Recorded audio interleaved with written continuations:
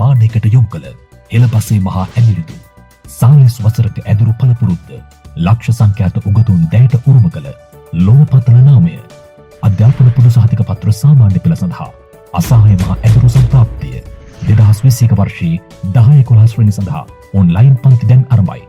සරසවි පේරාදෙනිය देश विदेश सुपतल पेरादनीय विश्वविद्यालय सिंगलाक्षी ज्येष्ठ कथिकाचार्य අත්නායකෙන් හිරත් ඇදුරුතුමන්ගෙන් ආසාවෙන් හෙළපස ඉගෙනීමට එක්වන්න. ලියාපදිංචි සඳහා 071-9147-555 අංකයට නම පන්තිය සඳහන් කර WhatsApp පණිවිඩයක් එවන්න. පරබසට වඩා හෙළපස ඉහළින් ඔසවා තැබීමට අත්නායකෙන් හිරත්.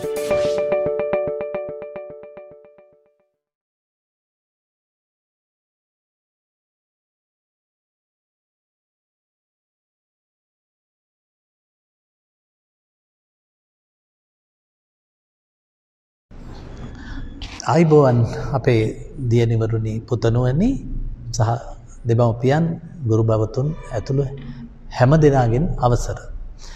මම 11 ශ්‍රේණියේ විෂයමාලාවේ අමාවතුර කතාව ගැන තමයි සාකච්ඡා කර හිටියේ.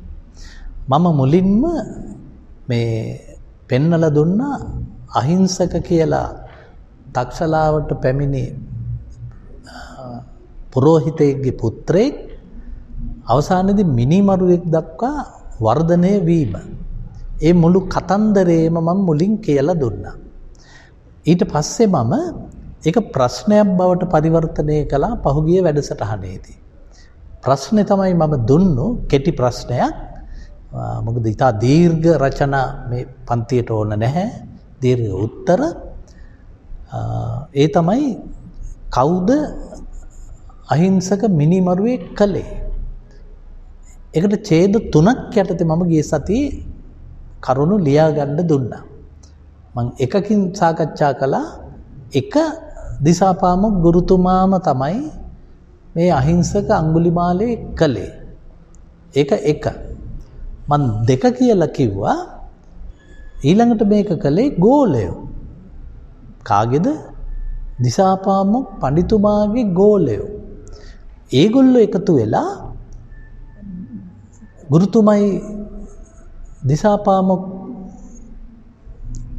දිසාපාමොක් සහ මේ අහිංසකයි අතර තිබුණු සබඳතාව කැඩුවා. ඒ කඩන්න හේතු උනේත් ගුරුතුමා. මොකද වරද කළේ ගුරුතුමා එක ළමයෙකුට විශේෂයෙන් ආදරය කරන්න ගියා.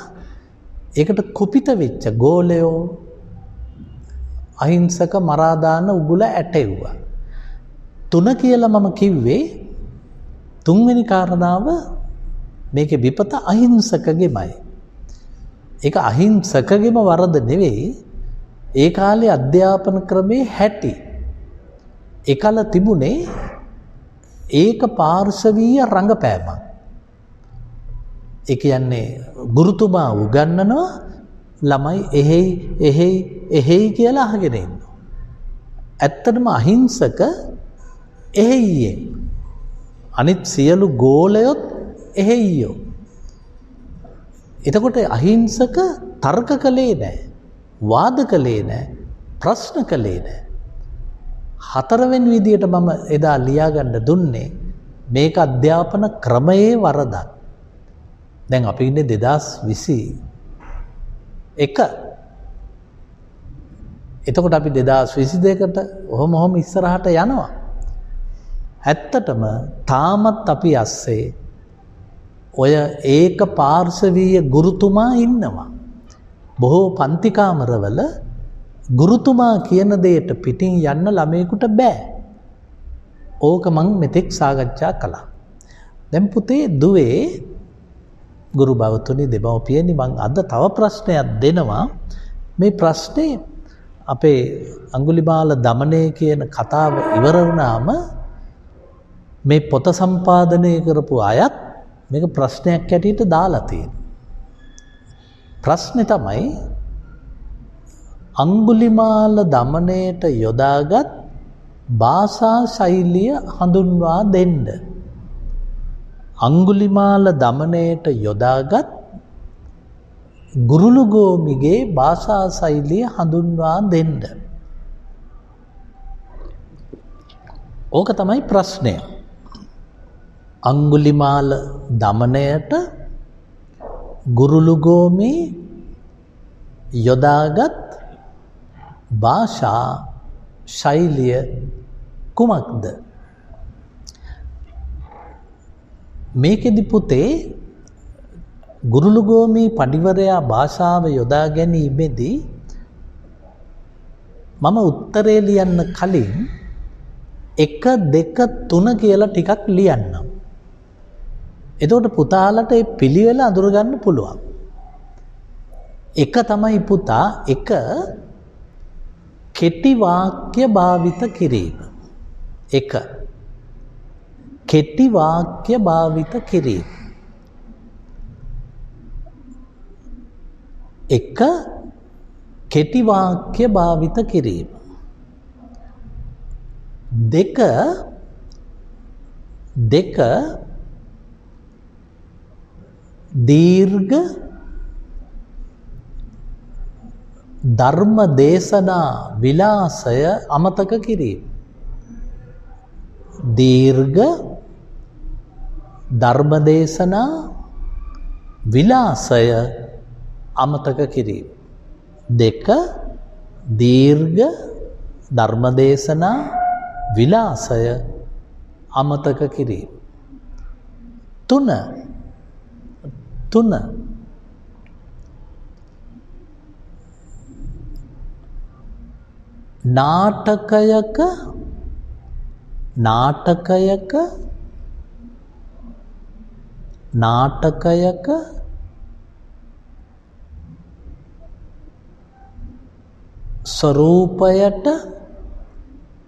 නාටකයක ස්වරූපයට තිර නාටකය හැදීම.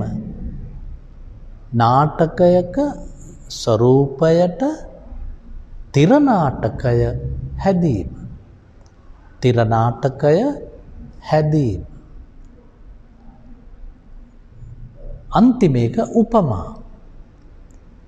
අන්තිම එක උපමා. ඔන්න අපි පුතේ අමාවතුරේ භාෂා ශෛලිය කෑලි 4කට වගේ කඩාගත්තා. 1 කොට වාක්‍ය භාවිතා කළා. 2 ධර්මදේශනා වගේ දිග වාක්‍ය අයින් කළා. 3 නාට්‍යක හැඩයට ලිව්වා. 4 උපමා ගත්තා. 6 වෙනි එකකුත් මේකට දාගන්න පුළුවන්. මොකද මේ පොතෙත් ගුරුළුගෝමිගේ අනික් පොත්වලත් පාලි යෙදුම් ටිකකුත් පොත අස්සට ඔබනවා. එමන අපි ඒකට දාන මාතෘකාව තමයි පාලි යෙදුම් භාවිත කිරීම. පාලි යෙදුම් භාවිත කිරීම. සමහර විට පුතාලට ප්‍රශ්න එහෙම අහන්නත් පුළුවන්. ඒ කිව්වේ විස්තරව ලියන්නේ නැතුව අමාවතුරේ භාෂා ශෛලිය ගැන කෙටි වාක්‍ය 5ක් ලියන්න. එතකොට ලියන 5 තමයි පුතේ ඔය දැන් ලියාගත්තේ. 1 කෙටි වාක්‍ය භාවිතය. 2 දීර්ඝ ධර්මදේශනා ශෛලිය අයින් කිරීම. 3 නාට්‍යක ස්වරූපය භාවිත කිරීම. 4 උපමා. 5 පාලි යෙදුම් වරින් වර යෙදීම. පාලි යෙදුම් වරින් වර යෙදීම. සමහර විට පුතේ ප්‍රශ්නේ උත්තරේ ඔතනින්ම ඉවර වෙන්නත් පුළුවන්. ඒතකොට වැඩි විස්තර කරන්න ඕන නැහැ. මොකද සමහර කාලවල අහපු ප්‍රශ්නවල තියෙනවා හේතු ටික ලිව්වනම් ඇති. ඔන්න දැන් අපි හේතු ටික ලිව්වා. දැන් මම ඊළඟට හදන්නේ නිදර්ශන සහිතව අමාවතුරේ භාෂා ශෛලිය ගැන සටහනක් දොළ පුතාලා එක්ක සජීවීව හැදීම. අපි මෙහෙම පටන් ගමු.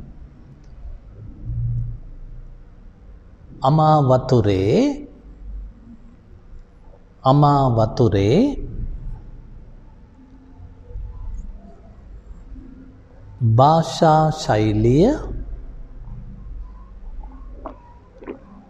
භාෂා ශෛලිය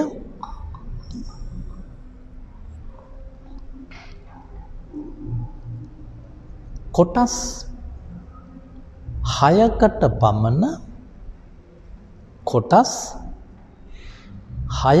පමණ වෙන්කොට 6කට පමණ වෙන්කොට ලියා දක්වන්නට පුළුවන්. කොටස් 6කට ලියා දක්වන්නට පුළුවන්. කොටස් 6කට කඩා ලියා පෙන්වන්නට පුළුවන්.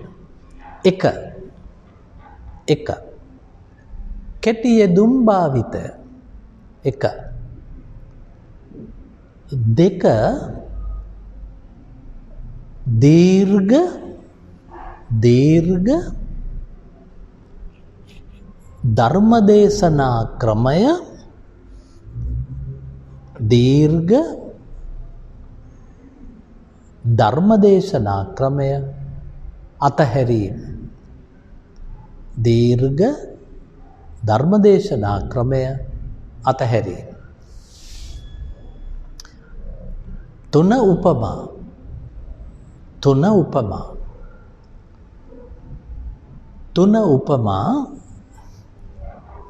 4.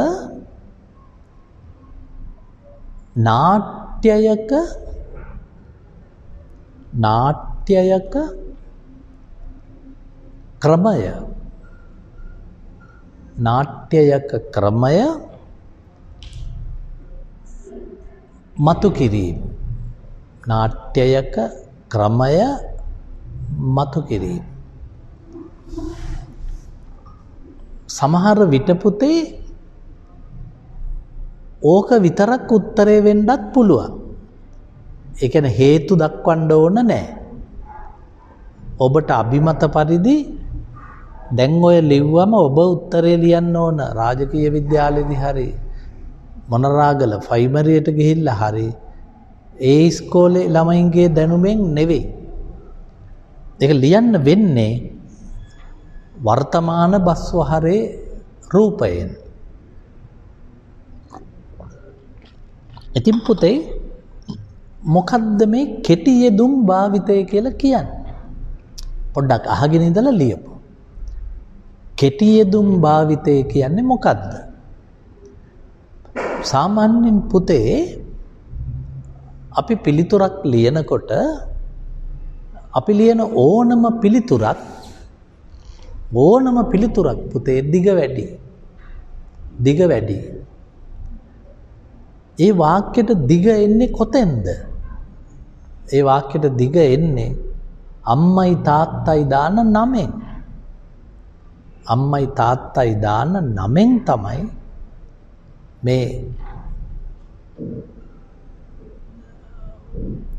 පොතේ කොට වාක්‍ය ක්‍රමය පෙරහැරට එකතු වෙන්නේ. දැන් දිග වාක්‍ය ගැන වෙනම ඡේදයක් තියෙනවනේ. එහෙනම් අපි ඒකට අත නොදායිමු. පුතාලා පැහැදිලි කරන්න ඕන ඔතෙන්දී හාමුදුරුවමක් බණ කියන්න ගෙදෙට්ට වැඩියම කකුල හොදලා කකුල පිහදාලා බණ පුටුවක වාඩි කරනවා. වාඩි කළා උන්වහන්සේට ගිලම්පස දෙනවා. ඊට පස්සේ ඔරලෝසුව බලලා හාමුදුරුවන්ට බණ කියන්න යෝජනා කරනවා. එතකොට බොහෝ තැන්වල වෙන්නේ මේ විදියට හාමුදුරුවන්ගේ ඉල්ලීමෙන් තමන් කියන්න යන කාරණාව කියන්න යන පුද්ගලයාට දැනෙනවා. දැන් මේකට දිග ධර්ම දේශනාවක් දැම්මොත් මොකද වෙන්නේ කියලා පුතාලා හිතන්න. දැන් ඔය උම්මග්ග ජාතකයේ හරි තියෙන වාක්‍ය හරි දිගයි. එද මේ දිග වාක්‍ය වලින් යමක් ළමයින්ට දෙන්න බෑ. එහෙනම් අපේ ධර්මසේන හාමුදුරුවෝ කරපු වැදගත්ම දේ තමයි අංක 1 කොට වාක්‍ය භාවිතය පටන් ගත්තා. සාමාන්‍යයෙන් මේ කියන යුගයේ ජනප්‍රියම විරිත උනේ මේ මාත්‍රා 43 විරිත නෙමෙයි. ඔවුන් මේක අගය කළේ විරිත හින්දා නෙමෙයි. ඒගොල්ලන්ට දැනුණා මේ මත්ද්‍රව්‍ය චුට්ටක් කෑවත් ළමයි ඒකට ගොදුරු වෙනවා. ඒ හින්දා එකල ළමයි මත්ද්‍රව්‍ය භාවිත කළා. දැන් මේ බලන්න පුතේ පොතේ තියෙන නිදර්ශන ටිකක් මම දෙනවා පුතාලට ලියා ගන්න. නිදසුන් කියලා දාන්න වම් පැත්තේ. ඊට පස්සේ ඊළඟ පේලියේ ලියන්න මෙහෙම. දවස ගියසේ සුවද. දවස ගියසේ සුවද.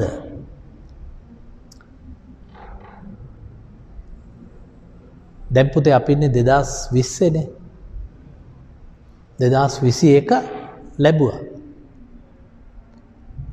එතකොට පුතේ මේ හාමුදුරුවොත් එක්ක හිටපු බල්ලා එක්කෝ තුසිත දිව්‍ය ලෝකේ දැකලා තියෙනවා. එහෙම නැත්තම් අඳුරගෙන තියෙනවා මේ පසේ බුදු කෙනෙක් ඉඳලා තියෙනවා. ඒ ආරංචිය ඇසිල්ලකින් මිනිසුන්ගේ කන් වලට යන්න ඕන. ඒ තුනේ ඒක නෙවෙයි. කොට වාක්‍ය හින්දා වෙච්ච විශේෂය තමයි දිග වාක්‍ය අහලා පුරුදු වෙච්ච එක්කෙනාට කොට වාක්‍ය ඇල්ලුවේ නැහැ. කොට වාක්‍ය ඇල්ලුවේ නැහැ.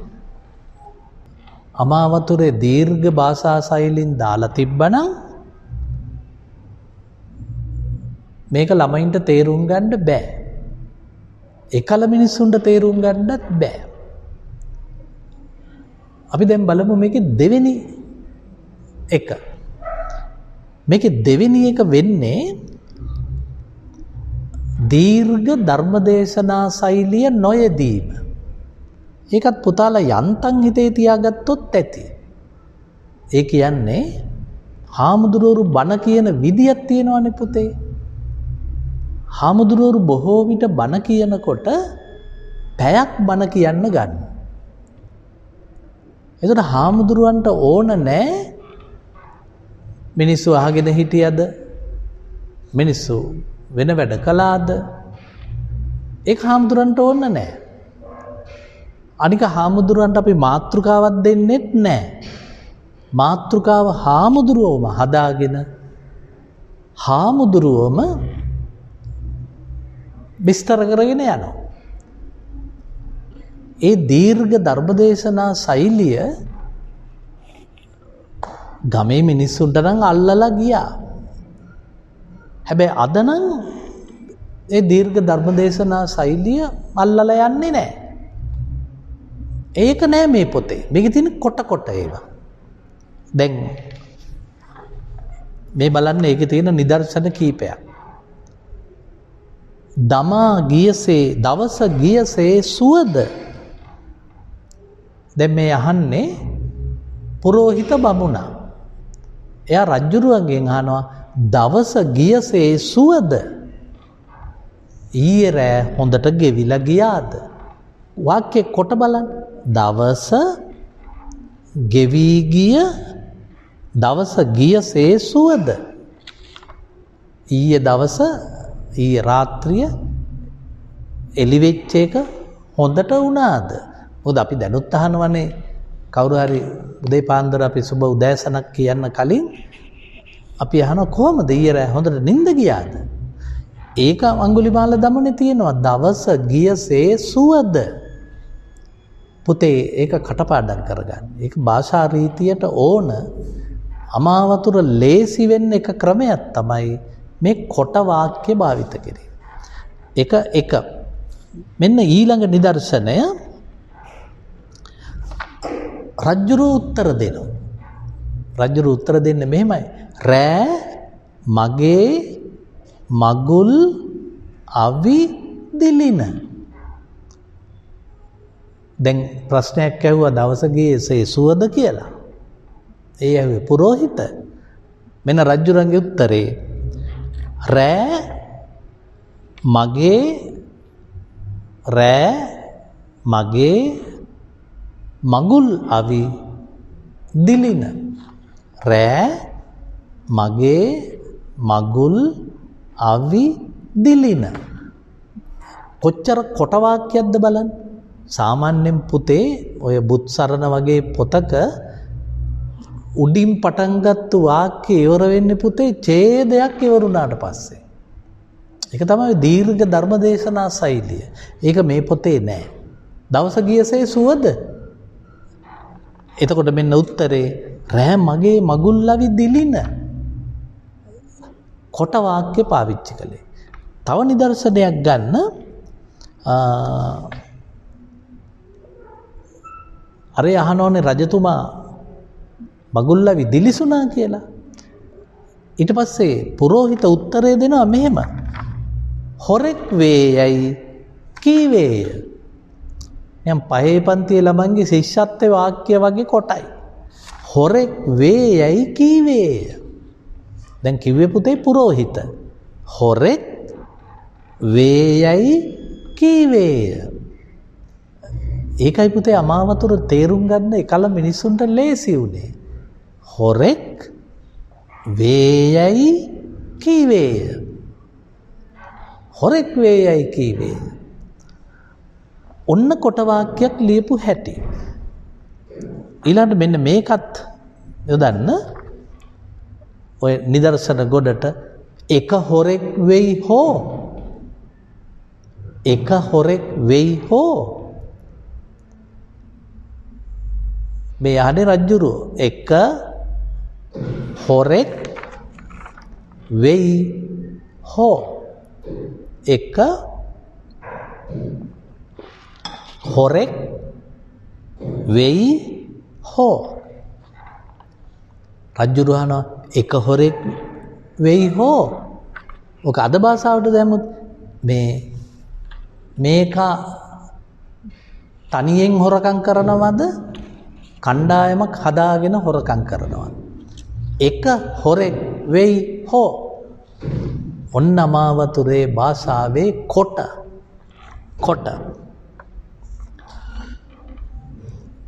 මතකද පුතාලට අමාවතුර කියවද්දි මෙන්න මේ වචනේ. වත් සප නෑ. ඒ වාක්‍ය එච්චරයි. වත් සප නෑ. මේ වත් සප නෑ කියලා කියන්නේ පුතේ ඉල්ලන දේ දෙනවා.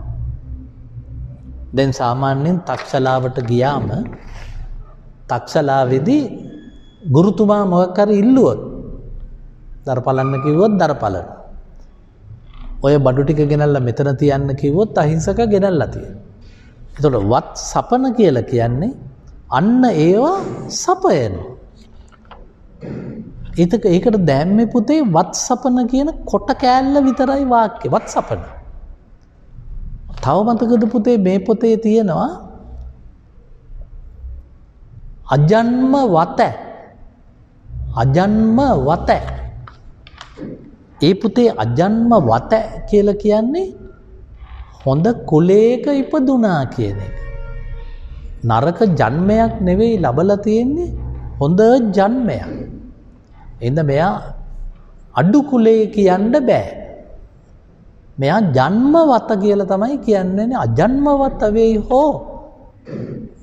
ඒ කියන්නේ පුතේ අමාවතුර එකල මිනිස්සුන්ට තේරුනේ මේ ධර්ම දේශනා ශෛලිය වෙනුවට කොට වාක්‍ය එකතු කිරීම හින්දා.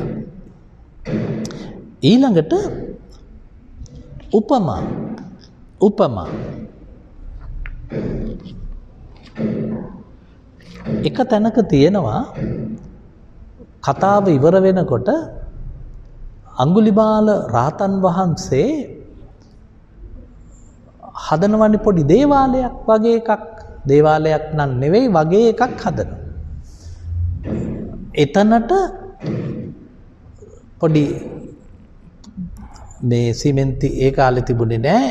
ඒ විදියට සිමෙන්ති වගේ අල්ලන ගල් වගේ පෙට්ටියක් වගේ එකක් හදලා ඒක උඩ තියෙනවා පසු කාලීනව ගැබ්ගත්තු එළදෙන්නු පවා. වදා ගන්න බැරි ඕනම බూరు දෙනකට එළදෙනකට මේ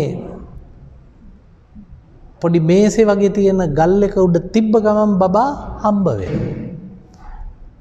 ඉතින් පුතේ ඒක පොතේ ලියලා තියෙන විදියයි මම පුතාලට කියන්නේ. ඒකේ තියෙන්නේ පුතේ කොච්චර එකල පාවිච්චි යෙදුමක්ද බලන්න. ඒකේ තියෙනවා මේක වෙනත් පොත්වලක් තියෙනවා. ඩබරාවෙන් ගුළු දියක්සේ. ඩබරාවෙන් ගුළු දියක්සේ. පුතේ ඩබරාව කියලා කියන්නේ උල්පතට. උල්පත.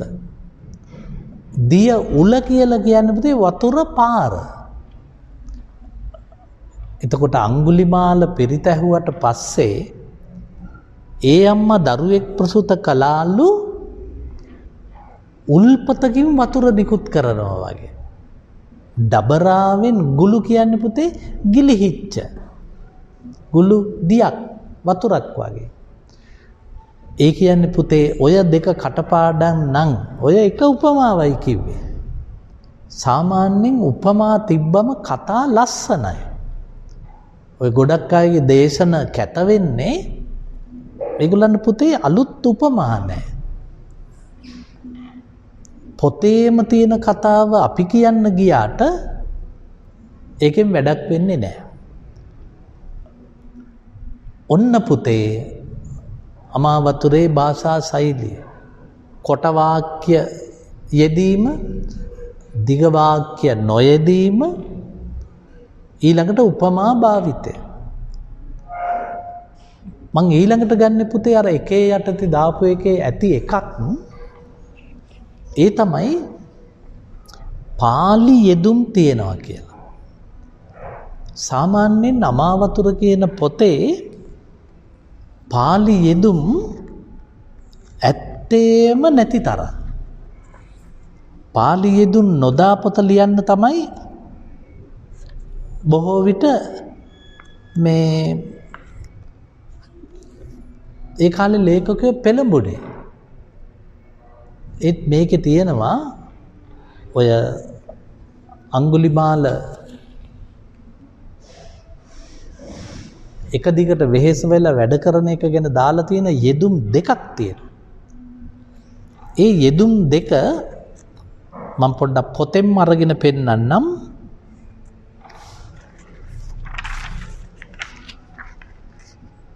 මෙන්න බලන්න ඒක තියෙන තැන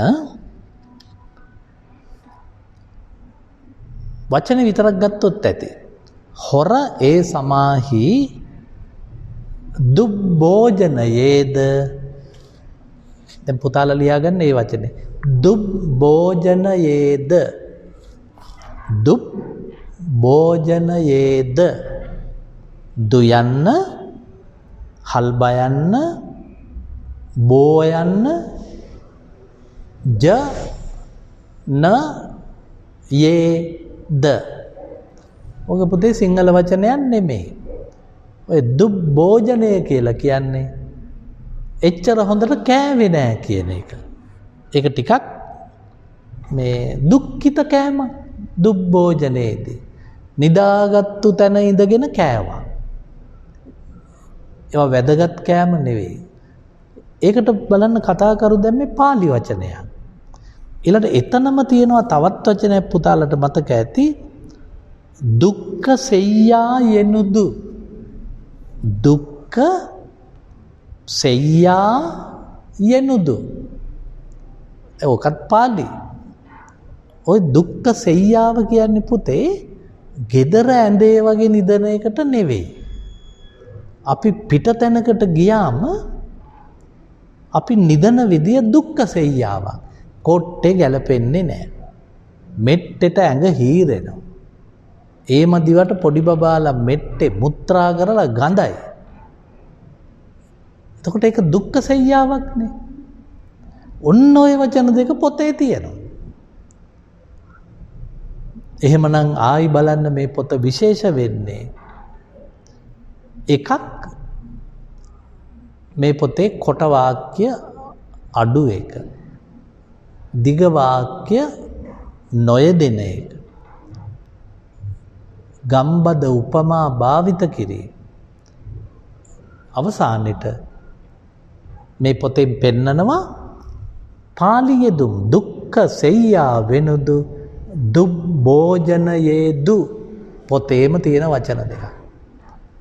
ඔන්න පුතේ අපි අමාවතුරේ අඟුලිමාල දමනේ භාෂා රීතිය ගැන ලිව්වා. ඒක පුතාලා කටපාඩමේ තියන ලිහිල් භාෂාව, කොට වචන නොයදීම, ඊළඟට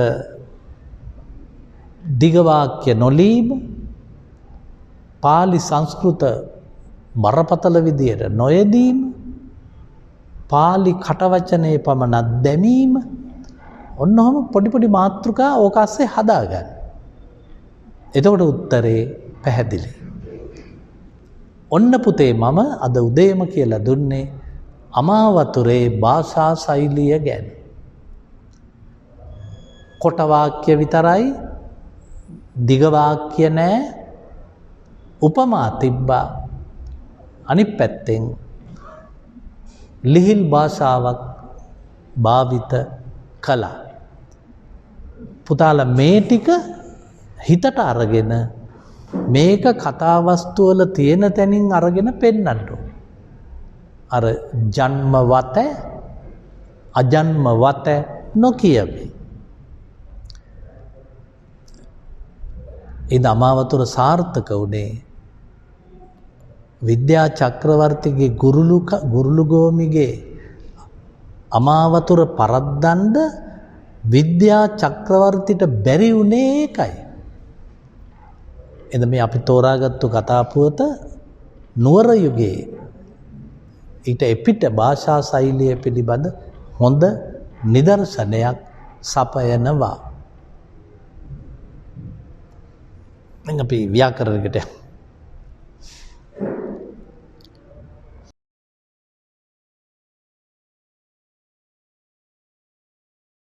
එනම් පුතේ ආයිබෝවන්. අද අපි මේ ව්‍යාකරණ පාඩමට යොමු වෙන්නේ මේ මාසේ ඔබට නිකුත් කරපු පොත. ඒකේ තියෙන ප්‍රශ්න සහ උත්තර ටිකක් තමයි ඔබට කියලා දෙන්න හදන්නේ. ඊට කලින් පුතාලට මට යමක් දැනුම් දෙන්න ඕන දූල පුතාලට සහ දෙමව්පියන්ට. පහුගිය අධ්‍යාපන කටයුතු වලදී බොහෝ විට අවුලක් ඇති වුණා පාසල් වසා තිබීම හින්දා. එහෙනම් මේ 10 පාඩමේ පොතේ බොහෝ පාඩම් ළමයින්ට ගිලිහිලා තිබුණා. එහෙනම් අපේ දරුවොත් ඉල්ලා සිටියා, දෙමව්පියොත් ගුරුවරුත් මේ 10 වසරේ පන්තිවලට මේ ළමයින්ට නැවත යන්න ක්‍රමයක් හදලා දෙන්න බැරිද? ඉතින් ඒකට අපි ක්‍රමයක් යෝජනා කළා. සාමාන්‍ය රුපියල් 1000ක් අය කරන පන්තිය ඒ දරුව වෙනුවෙන් අපි ඒක රුපියල් 500කට අඩු කළා. එහෙනම් ඔබට ඒ සහනේ යටතේ 10 වසරේ දේශනවලටත් සම්බන්ධ වෙන්න පුළුවන්. අපිට පුළුවන්කමක් තියෙනවා නම් මේ ඒවා නොමිලේම කරන්න ඒක වඩාත් හොඳයි. ඒත් මේ තියෙන තාක්ෂණය මේ ආයතන වලට යන වියදම එක්ක බලනකොට අපිට ඒ විදිහේ එඩිතර ක්‍රියාවක් කරන්න හයිය හත්තියක් නැහැ. එහෙනම් ඒකත් මේ මගේ යෝජනාවක් නෙවෙයි, දෙමව්පියන්ගේ යෝජනාවක්. ඒකයි මම මේ මතක් කළේ. අනික් කරුණ මේ මම මේ උගන්වද්දී ඔබට උගන්වන්නේ අත්තනායකෙම් හේරත් කියන පුද්ගලයා. එහෙම නැතුව මම මහාචාර්ය හෝ ජ්‍යෙෂ්ඨ කතිකාචාර්ය හෝ කියන වචනවලින් මේ මාව අලංකාර කරන්න හදන්නේ නැහැ. ඒ හින්දා ඒ වචන මගේ නමට ඉස්සරහට දැම්මත් එකයි නැතත් එකයි. එහෙනම් මට අවශ්‍ය දරුවන්ගේ මනසට බහින්න මිසක් දරුවන්ගේ මනස ඉස්සරහා ලොකු পদවි තානාන්තර දාන්න නෙමෙයි. ඒ හින්දා මම සාමාන්‍යයෙන් මගේ මේ ආයත කියන්නේත් පුළුවන් නම් මගේ නම විතරක් දාන්න. ඒ නම මට ඇති. මට මහාචාර්ය හෝ ජ්‍යෙෂ්ඨ කතිකාචාර්ය හෝ ආචාර්ය හෝ පට්ටම් ඕන නැහැ. මුළු ලංකාවම සහ ලෝකෙම මාව දන්නවා. එහෙනම් පුතේ තනතුරු වලින් බැබලෙන්නේ තමන්ගේ නමට වටිනාකමක් නැති අය බව ඒ ගැන උනන්දු වෙන අය මතක තියාගන්න. දැන් මම බහින්නේ පුතේ මේ පාර දීලා තියෙන මගේ පොතේ වාක්‍ය රටාවකට. ඒකේ මම මෙන්න මෙහෙම ලියනවා මගේ පොතේ. වාක්‍ය නිවැරදිව ලිවීම. 4 වෙනි පිටුව. పూర్ව පාඩම. ඒ పూర్ව පාඩම කිව්වේ පුතේ මම මෙතෙක් වාක්‍ය ලියන විදිය ගැන పూర్ව පාඩම් 2-3ක් කළා. මේ උක්තාක්‍යාත ලියන විදිය ගැන. ඒක නැවත පොඩ්ඩක් මතක තියාගන්න. ඒ තමයි මේ ඕ කියන ශබ්දය. ඊළඟට හූ කියන ශබ්දය. ඊළඟට අක් එක් කියන ශබ්ද. මේවා යටතේ මම ඇඟෙව්වා බල්ලෝ, දරුවෝ, මීමැස්සෝ, හාමුදුරුවෝ, මදුරුවෝ, යක්ෂයෝ, නෑයෝ, වේයෝ. හුයන්න යටතේ කිව්වා මිනිස්සු, ඇතැම්හු, ඕහු. මේක යටතේ කිව්වා මිනිහෙක්, දරුවෙක්, ගැහැණියක්, බල්ලක්, බැල්ලක්. එතකොට පුතේ සරල නීතිය තමයි මේ. ඒ තමයි වාක්‍ය ක්‍රියාපදෙන් අහනවා කවුද මේක කළේ? කරපු එක්කෙනා මේ සද්දෙන් ඉන්න ඕන. මේකෙන් දාන්න බැරි නම් මේකෙන් දාන්න ඕන. ඔය දෙකෙන්ම බැරි නම් මේ දෙකෙන්. ඒවට නිදර්ශන අපි කතා කළා. දැන් අද පාඩම යන්නේ අපි ඒක ගැන නෙවෙයි. අද අපි යන්නේ මේ වාක්‍යයේ මැද්දට කර්මපදයක් දැම්මම මොකද වෙන්නේ? හොඳට බලන්න මගේ පළවෙනි දේශනවල මම වාක්‍ය හැදුවේ මිනිස්සු වැඩ කරති. ගැහැණු පොත් කියවති. ඒකේ පුතේ පොත් තමයි කර්මපදය. දැන් අද මම ඔය භාෂාව ඉගෙන ගන්නකොට කියන්නේ මම වුණත් පොඩි කාලේ භාෂාව ඉගෙන ගන්නකොට මටත් තිබ්බ ප්‍රශ්නේ තමයි ක්‍රියාපදෙන් අහනවා කවුද මේක කළේ? එතකොට අපිට උත්තරයට ලැබෙනවා අරයා ඒක කළේ. එයා මේ විදියට තියෙනවා. ඊට පස්සේ ඊළඟ ප්‍රශ්නේ තමයි මැද්දට කර්මපදයක් ආවොත් කොහොමද ලියන්නේ? ඒකත් පුතේ කවුරු හරි උගන්වන්නම ඕන. ඒක කටවහර වගේ පිහිටන්නේ නැහැ. මෙන්න මේ වගේ. දැන් මෙතන වාක්‍යයක්ම බලමු පුතාලලගේ පොත තියෙන හින්දා ඒකේ තියෙනවා දරුවෝ පොත් කියවති. ඒ තමයි මේ නීතිය. ඊළඟට පොතේ තියෙනවා ළමෝ ක්‍රීඩා කරති. ඒක పూర్ව පාඩම. ඊළඟට දෙමව්පියෝ පුවත්පත් කියවති. పూర్ව පාඩම. ඊළඟට ගුරුවරු පොත් කියවති. ඒ මේ නීතිය. ඊළඟට ළමයෙක් නවකතාවක් කියවයි. දැරියක් චිත්‍රයක් අඳි අක්. ඕහු නාට්‍යයක් සාදති මේක. ඔන්නේ වාක්‍ය නිදර්ශන ටික පුතේ කලින් කරපු පාඩම නැවත මතක් කිරි. දැන් යන්නේ අපි වාක්‍ය මැද්දට කර්මපදයක් ආවොත් කොහොමද ලියන්නේ? මෙන්න නිදර්ශනය. මෑනියෝ මෙන්න සද්දේ මෑනියෝ බැලලියක නෑවෝය. මෑණියෝ මෙන්න වාක්‍ය මෑණියෝ බැලලියක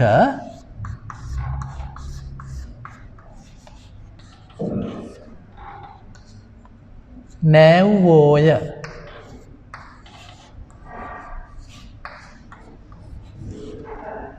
මෙන්න පුතේ ක්‍රියාපදය මෑණියෝ මේ තියෙන්නේ ඕසද්දේ. මෙන්න මෙතන තමයි පුතේ කර්මය කියලා කියන්නේ. මේක කොහොමද ලියන්නේ? දැන් අපි ලිව්ව විදිය බලන්න.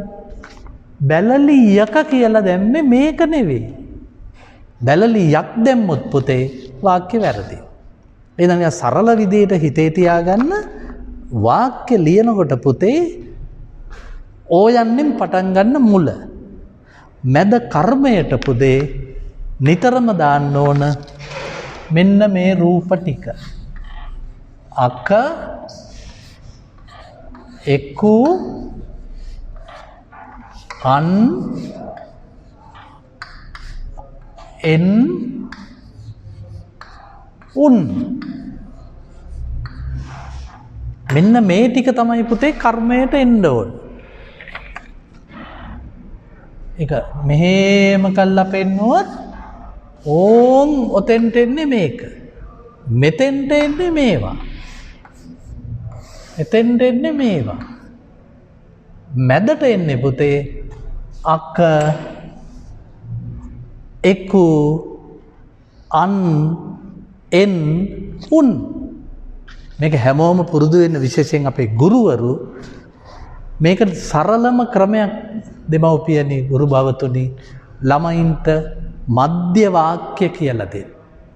ළමයි බය කරන්න එපා මේක කර්ම විභක්ති. එතකොට ළමයි බය වෙනවා. මේ නීතිය කියලා දෙන්න. ක්‍රියාපදෙන් අහන්න කවුද මේක කළේ?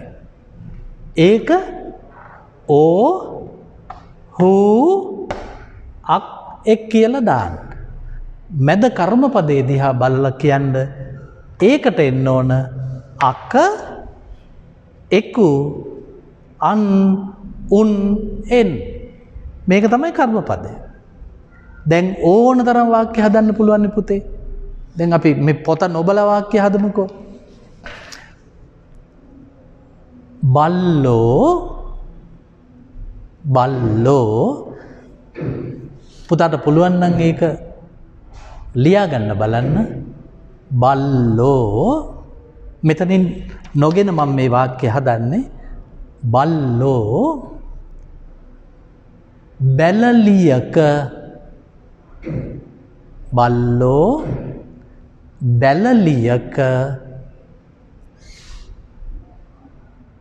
පිටිපස පැන්නුවෝය. බල්ලෝ බැලලියක පිටිපස පැන්නුවෝය. දැන් හිතේ තියන් කවුද පැන්නුවෝය? බල්ලෝ. මෙන්න ඕසද්දේ.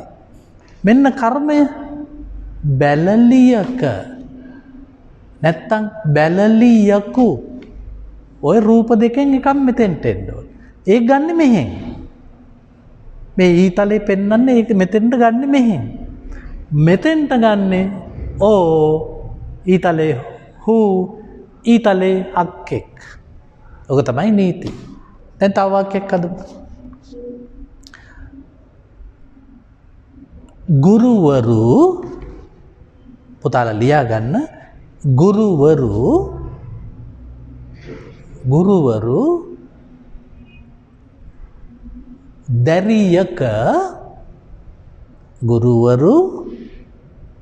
දැරියක කැඳෙව්වෝය. ගුරුවරු දැරියක කැඳෙව්වෝය. ගුරුවරු මෙතන දැරියක කැඳෙව්වෝය. මේ නෑව්වෝයෙන් අහන්න කවුද? කැඳෙව්වෝය. කවුද? ගුරුවරු. මෙතනින් එන්නේ හොයන්. කාවද? දැරියක. මේ අල්ල තියෙන මෙතනින්. දැරියක. ඉතින් පුතේ මේක සෙල්ලමක්. මේක උගන්වන්න කර්ම විභක්තිය පතුරු ගැහිීමෙන් බෑ. මේක කරන්න තියෙන්නේ මෙන්න නීතිය. මැදට එන්නේ මේ රූප ටික. මේ ඊතලෙන් පෙන්නන්නේ ඒවා. මෙතනට එන්නේ ඕ හු අක් එක්. ඉතින් මේ සූත්‍රය ඉගෙන ගත්තා නම් පුතේ වාක්‍ය හදන්න අමාරු නෑ. වාක්‍ය හදන්න නම් මේ නීතිය ඉගෙන ගන්න. ඉතින් මේක උගන්වන්න පුතේ මහාචාර්ය පට්ටම් ඕන වෙන්නේ නෑ. මොකද රැපියල් තෙන්නකෝන් පුතේ ඉස්කෝලේ ගුරුවරේ.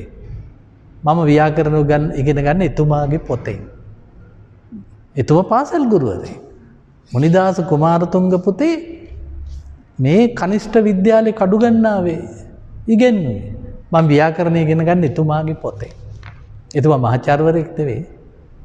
මහාචාර්යවරයෙක් නෙවෙයි රැපියල් තෙන්නකෝන්. හැබැයි මහාචාර්යවරු ඉගෙන ගන්නෙත් පුතේ ඉස්කෝලේ ගුරුවරුන්ගෙන් බව මතක තියාගන්න. එදා ඔබට ඉස්කෝලේදී උගන්වන්නේ පාසල් ගුරුවරුනේ. ඔබ හොයනවද ඒ ගුරුතුමාගේ ආචාර්ය උපාධි තියනවද නැද්ද කියලා?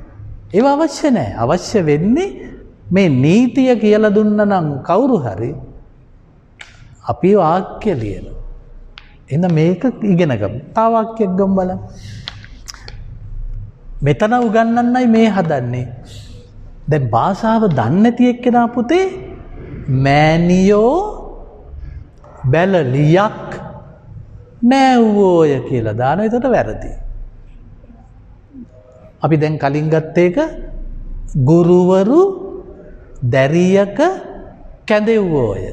දන්නේ නැති එක්කෙනා මේක ලියන්නේ ගුරුවරු දැරියක් කැඳෙව්වෝ. එතකොට වාක්‍ය වැරදි. අපි තව වාක්‍යයක් ගමු. දැන් මම මේ කියන වාක්‍ය පුතාලා පොතේ ලියා ගන්න ඕන වෙන කොලයක. එම ලියලියා හදාගන්න. මේකේ තියෙන වාක්‍ය පුතාලා වෙනම බලා ගන්න අභ්‍යාස හැටියට අපි හදමු තවත් එකක්. දෙමාපියෝ ලියා ගන්න දෙමාපියෝ ළමයින්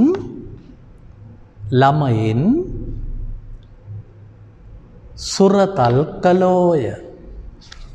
දෙමාපියෝ ළමයින් සුරතල් කළෝය. කවුද කළෝය? දෙමාපියෝ. ඔන්න සරල නීතිය. කාවද? දරුවන්. පුතේ මෙතන දරුවන් කියලා දාන්න ඕන. භාෂාව දන්නේ නැති එක්කෙනා මේක ලියන්නේ දෙමාපියෝ දරුවෝ කැඳෙව්වෝය. නැත්තම් දරුවෝ සුරතල් කළෝය. වැරදි. ඒක එන්න ඕන දෙමාපියෝ දරුවන් සුරතල් කළෝය. දෙමාපියෝ දරුවන් සුරතල් කළෝය. දැන් මේකට මම පොඩ්ඩක් කියන්නම්. ගුරු මෑනියෝ බැලලියක නෑව්වෝය. පුතාලා බලන්න මේ පොතේ අග දාලා ඇති මම අක කියලා. ඒ අක කියන එක දාලා තියෙන්නේ ඒ අක කෑල්ල තියෙන්නේ පුතේ මැද තියෙන පදයේ අග. ඊළඟ වාක්‍ය දිහා බලන්න. ගුරුවරු දරුවන් සනසති. ඒක මං කළු කරලා තියෙන්නේ පුතේ කර්මපදේ. ඉස්සරහා දාලා තියෙන පුතේ අක කියලා වරහන් අස්සේ කෑල්ලක්. ඒ අක කෑල්ල තියෙන්නේ පුතේ ගුරුවරු දරුවන් කියන එකේ දරුවන් කියන පදයේ අග. ඒක අන්. ඒ කියන්නේ මෙතනින් ගන්න එක තමයි ඒ. අන්. ඊළඟ වාක්‍ය දිහා බලන්න. අසල් වැසියෝ දෙවියන් නමදිති. අසල් වැසියෝ මෙන්න සද්දේ මෙන්න දෙවියන් තියෙන පදේ නමදිති. එතකොට මෙතනට දෙවියන් ගන්න මෙතනින්. මේ නීතිය කටපාඩම් කරගන්න. ඊළඟ නිදර්ශනය දිහා බලන්න. ඔහු සාවුන් ආරක්ෂා කරති. කවුද කරති? ඔහු. කාවද? සාවුන්. එතකොට පුතේ සාවුන් කියන එක මෙතන. ඒක එන්නේ මෙතනින්. මෙතින් උන්. කර්මය මෙතනින් ගන්නවා සාවුන්. දන්නේ නැති අය පුතේ මේක වරද්දලා ලියනවා. අපි ඊළඟ වාක්‍ය බලමු. යහළුවෝ යෙහෙලියන්ට ගරු කරති. යහළුවෝ යෙහෙලියන්ට ගරු කරති. මෙතන තියෙන්නේ අන්ට ප්‍රත්‍යයනේ. මෙතන අන් තියෙනවා අන්ට කෑල්ල සම්ප්‍රදාන විභක්ති. එහෙනම් අපි ඒක අලුතෙන් දාගත්ත අන්ට. මොකද මේක බැලලි යන්ට කියලා දාන්න පුළුවන් නේ. දරුවාට කියන එක දරුවන්ට කියලා දාන්න පුළුවන්. ඊළඟ වාක්‍ය දිහා බලමු.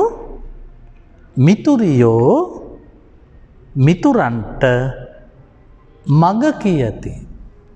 මිතුරියෝ මිතුරියන්ට මග කියති. දැන් පුතාලා කලබල වෙන්න එපා අන්ට කෑල්ල මෙතන නෑ කියලා. අන් තියෙනවනේ. ඒකේ අගට ටයන්න දාගත්තා. මේක කර්ම විභක්ති පුතේ. ඔය අන්ට කෑල්ලාවම ඒක සම්ප්‍රදාන විභක්ති. ඊළඟ නිදර්ශනය ගුරුවරු ළමයෙකු සැනසූහ. ගුරුවරු ළමයෙකු සැනසූහ. මේ තියෙන්නේ එකු. ඔන්න පුතේ මධ්‍ය වාක්‍යයේ මැද තියෙන පදය අන් උන් එන් අකු එකු. මේ තියෙන්නේ 1 2 3 4 5. මම ආයි කියන්නම් මධ්‍ය පදය අන් උන් එන් අකු එකු 5යි. ඊට අතිරේකව පුළුවන් අන්ට මිතුරන්ට ගැහැණුන්ට ලඳුන්ට යාළුවන්ට හරකුන්ට බලලුන්ට හිවලුන්ට නරියන්ට කුකුලන්ට මේ විදිහට මැදට දාගෙන යන්න පුළුවන්. ඊළඟට ඉරියැන්දි පද දෙස බලන්න. ඒ හැම පදයක්ම පාහේ අග ඔන්න මේක මම නැවත ලියලා තියෙනවා. අන් උන් අක්ක එකු මේක එක කියලා තියෙන පුතේ ඒක හදාගන්න. එකු යන රූප යොදා ඇත. එකු යන රූප යොදා ඇත.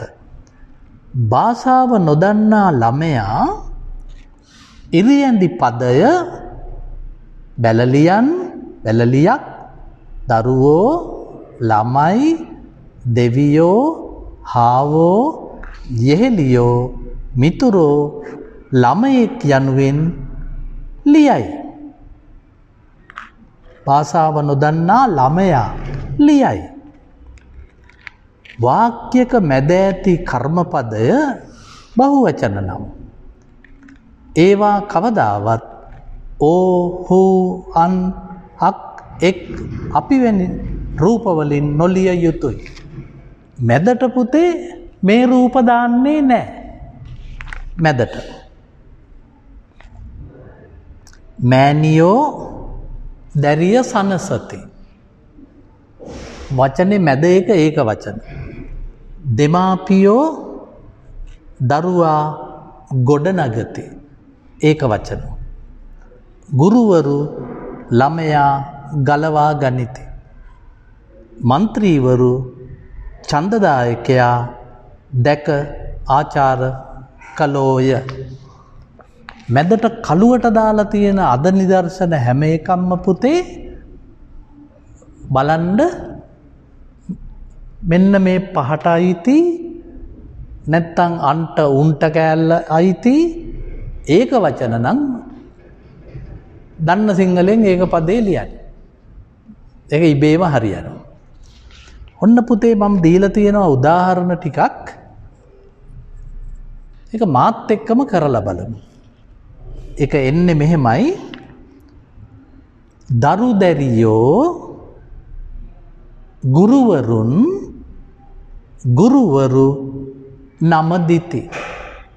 දරු දැරියෝ ඔය ඇද පදයකින් දාලා තියෙන්නේ පුතේ කර්මපදේ රූප දෙකක්. දරු දැරියෝ ගුරුවරුන්ද හරි ගුරුවරුද හරි. පුතාලා දැන් භාෂාව දන්න හින්දා මැදට ගුරුවරු පදේ හරියන්නේ නැහැ. මැදට හරියන්නේ දරු දැරියෝ ගුරුවරුන් කියන මෙන්න මේ શબ્දේ තියෙන පදේ. ඊළඟ වාක්‍ය දිහා බලන්න. දෙමාපියෝ අසල්වැසියෝ ඉවසූහ. දෙමාපියෝ අසල්වැසියෝද හරි අසල්වැසියන්ද හරි සැනසූහ. පුතාලා කැමති එක යටින් ලියන්න. දැන් පුතාලා දන්න විදියට මැදට මේ රූපේන හින්දා ඒකේ එන්න ඕන දෙමාපියෝ අසල්වැසියන් කියන රූපය. මේ જાතියේ රූපයක් මෙතන තියන්න තහනම්. ඒක හරියට ඉරි කපනවා වගේ වැඩක් පුතේ පාරේ. මේ මම මේ ඉරි වලින් පෙන්නලා තියෙන්නේ පුතේ. මේ මෙතෙන්ට මෙන්න මෙතෙන්ට මේ තියෙන්නේ මේ ටික. ඉතින් මේක දැනගත්තම පහේ ළමයෙකුට වුණත් භාෂාව ඉගෙන ගන්න පුළුවන්. ඔක්කොම ඉගෙනගෙන ඉවර වුණාට පස්සේ කියන්න ඕන පුතේ ඔය ඉගෙන ගත්තේ කර්ම විභක්ති කියලා. ඒක මුලින් කිව්වම පුතේ උගන්නන එකත් බය වෙනවා. ළමයාත් බය වෙනවා. පුතාලට මම පස්සේ කියලා දෙන්නම්. ඔය විභක්ති පුතේ 9ක් 10ක් තියෙනවා කියලා අපි උගන්නනවා නේද? ඇත්තටම නම් පුතේ ලියනකොට ඕන වෙන්නේ විභක්ති 2යි. අනික්ක පුතේ ඔහේ තියෙනවා. ඒක ලියද්දිත් එක්කෙකුටවත් වරදින්නේ නැහැ පුතේ.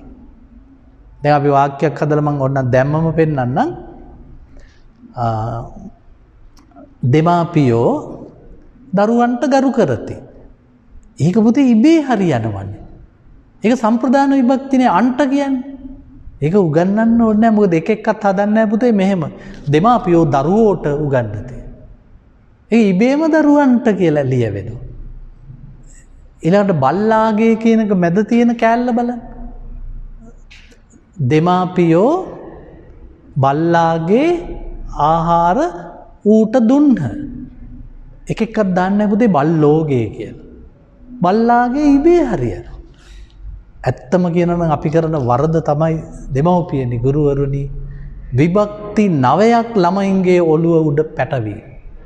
විභක්ති 9ක් තිබ්බට ඕන වෙන්නේ පුතේ 2යි. එක කලින් කිව්ගන්නපු එක මේ තියෙන පුතේ 2. ඔච්චරයි ඕන වෙන්නේ. මැද එක පුතේ ගුරුවරු නැතිව හරියනවා. ඔන්න ඕක කියන්න පුතේ ලාංකීය ගුරුවරයා බයයි. ඒ බයින්ද ලංකාවේ ළමයින්ට ව්‍යාකරණ බෑ. ඔන්න ඕකයි ඔතන තියෙන දේ. අපි ඊළඟ වාක්‍ය බලමු. ඕහු ළමෝ දැක සුබ පැතූහ. දැන් ඉතින් පුතාලට පුළුවන් මන් නැතුවත් ඕගොල්ලෝ දන්නවා මේකේ ඕහු තමයි උක්තය ළමයින් තමයි මැද පදේ. පුරවැසියෝ මන්ත්‍රීවරුන් දැක සතුටුහ. පුතාලා දන්නවා මැද පදේ මෙතන එන්න ඕන මන්ත්‍රීවරුන්. පොලිස් නිලධාරියෝ නීති කඩන්නෙකු දැක අත්අඩංගුවට ගත්තෝය. කවුද ගත්තෝය? පොලිස් නිලධාරියෝ. එමනම් එන්න ඕන එක් නෙවෙයි අකු එකු. ඒකද හොයලා උත්තරේ හදාගන්න. ඇතැම්හු මිනිසෙකු දැක රැවටුනෝය. ඇතැම්හු රූප 2යි. මිනිසෙකු දැක සතුටුහ. පුතාලා දන්නවා මැද පදේ එන්නේ මෙතනින්. එවනම් මිනිසෙක් වෙන්න බෑ මිනිසෙකු. මිනිස්සු ඇමතිවරයෙකු දැක ආචාර කළෝය. කවුද කළෝය? මිනිස්සු. කාවද? මින් එකක් දාන්න. අසල්වැසියෝ බැලලියක බැලලියක් දැක ආහාර දුන්නෝය. කවුද දුන්නෝය? අසල්වැසියෝ. කාවද? මෙයින් එකක් තෝරලා දාගන්න.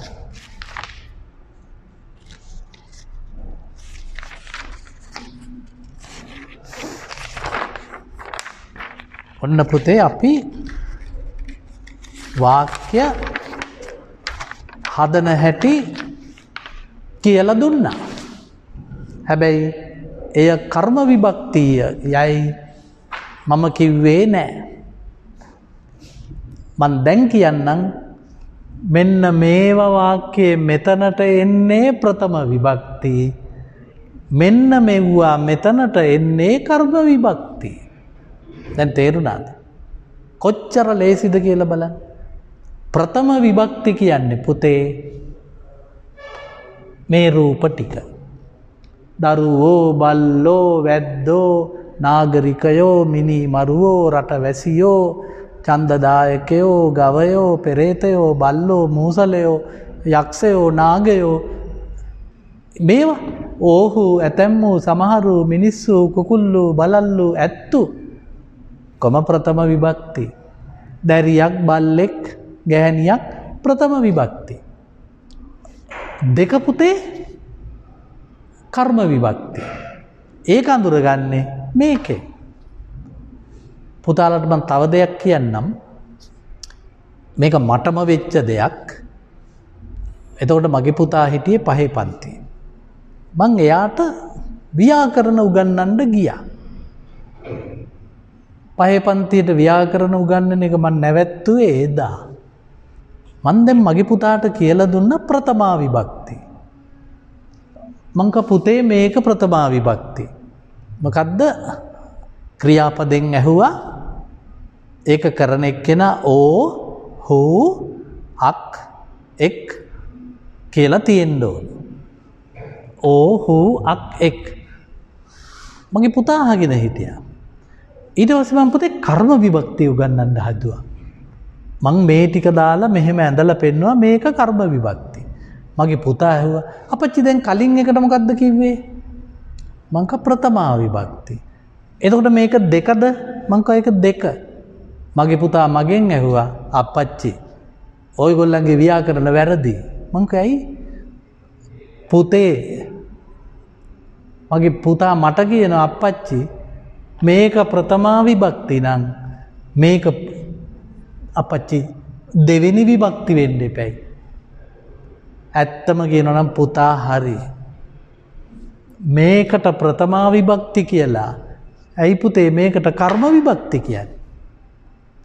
ඇත්තම කියනවා නම් මේක පුතේ දෙවෙනි විභක්තිය. මේක ප්‍රථමා විභක්තිය වෙන්න ඕන. එහෙමනම් මේක කර්ම වෙන්න බෑනේ පුතේ. මේක ඇවිල්ලා දෙවෙනි විභක්තිය. එහෙමනම් පුතේ මේකට දාන්න තිබුණේ බුද්ධ විභක්ති. බුද්ධ විභක්ති මේක කර්ම විභක්ති. පළවෙනි එකට වෙන නමක් දාලා ප්‍රථම කියලා මෙන්න මේකට කර්මයක් දැම්මා. ඒ දැම්මේ පුතේ බුද්ධ ආගම ගැන හිතලා. මොකද බුද්ධ ආගමනේ පුතේ කර්මයක් තියෙන්නේ. දැන් අම්මා දරුවා නිදි කරවයි.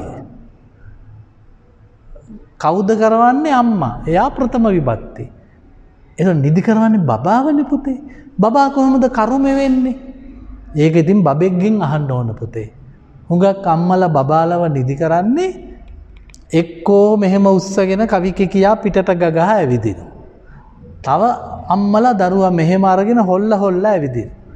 ඇත්තට පුතේකට කතා කරන්න පුළුවන් නම් පුතා කියයි අම්මේ මේක මගේ කර්ම විභක්තිය. මගේ කරුමේ මට නිදාගන්න නොදී අම්මලා මාව හොල්ල දඟලා ඒක මගේ කරුමේ. ඒ කියන්නේ පුතේ බුද්ධාගමයි ව්‍යාකරණයි පැටලිලා.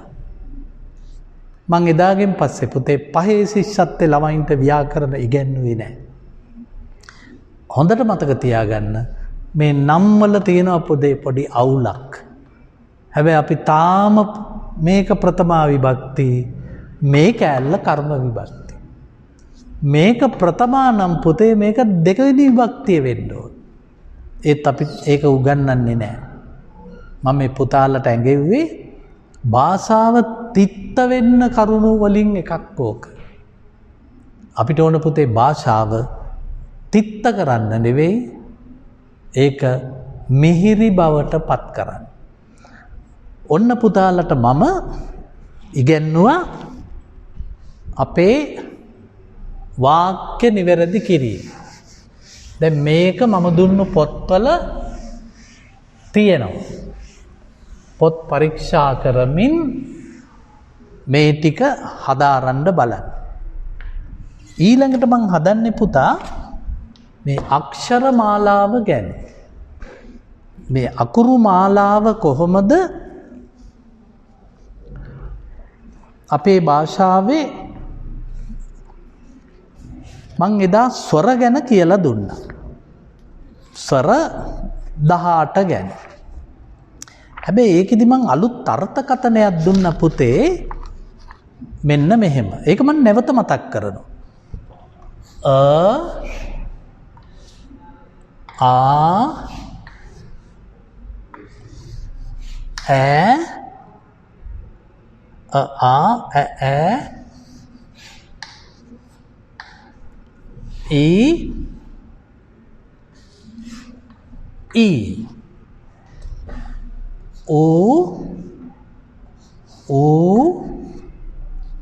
ඉරු ඉලු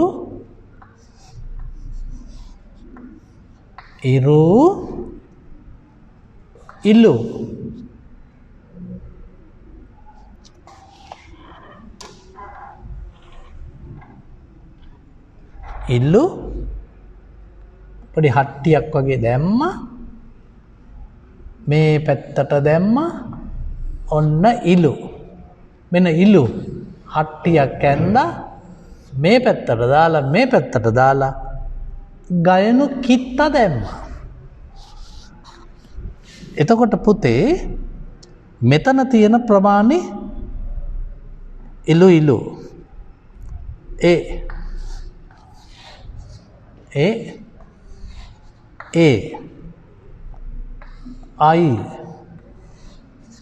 I O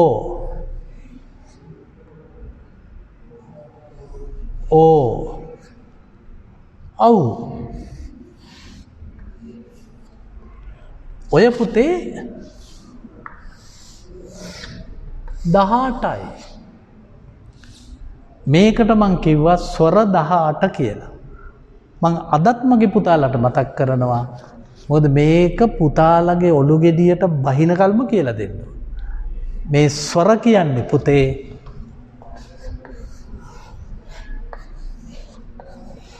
තනිව පාවිච්චි කරන જાතියක්. මං එදත් කිව්වා, දැනුත් කියනවා, හෙටත් කියනවා මේවා බත් ඇට කියලා. මේගොල්ලන්ට තනියෙන් ඉන්න පුළුවන්. මේගොල්ලන්ට ලුණු ටිකක් දාලා කන්න පුළුවන්. පුළුවන්.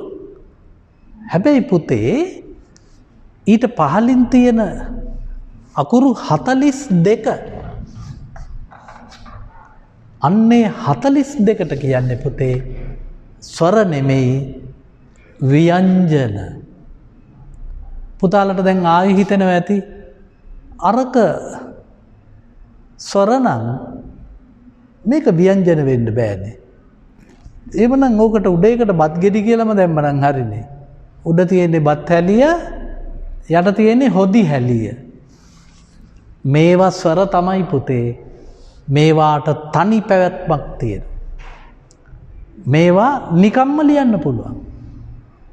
මුකුත් ඕනේ මේ අකුරු වලට තනි පැවැත්මක් තියෙන. යන්නෙන් නමක් හදන්න පුළුවන්. ඊයන්නෙන් පුළුවන්.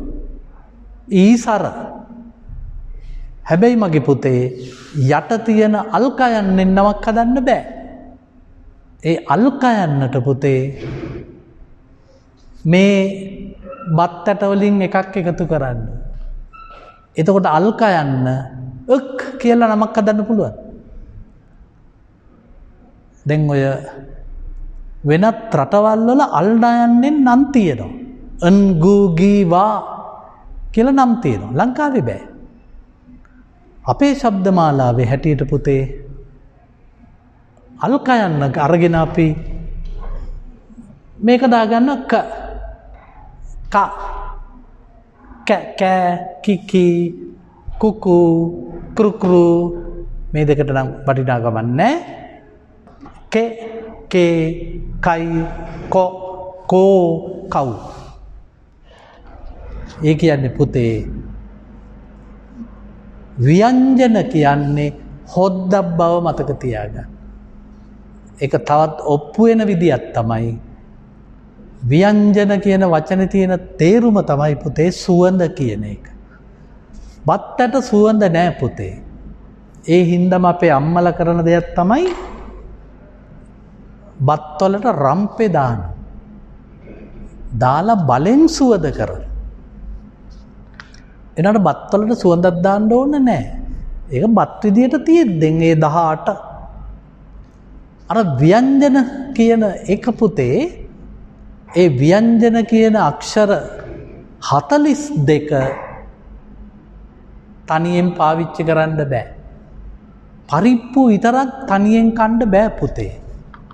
මං අද උයපු කොස් කාලා ඉන්නේ කියන්න බෑ. ඒකට ස්වර 18න් එකක් ඕන. එතකොට මේක අපිට කියන්න පුළුවන් ස්වර 18යි කියන්නේ හාල් වර්ග 18යි. එහෙම පුළුවන් කියන්නේ. ව්‍යංජන කියන්නේ පුතේ සුවඳ වෑහෙනවා.